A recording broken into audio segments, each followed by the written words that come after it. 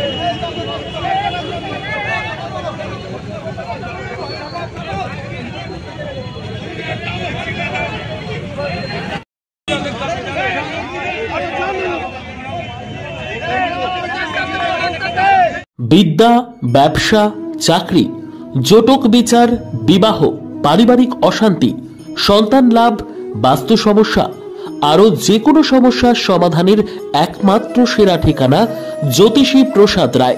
আর দেরি না করে আজই চলে আসুন প্রসাদ রায়ের কাছে। আমাদের ঠিকানা RC80 Bengal Ambuja city centre, Durgapur 16, near Jorhat rotary. Phone নম্বর 7407250555 অথবা 9064620444।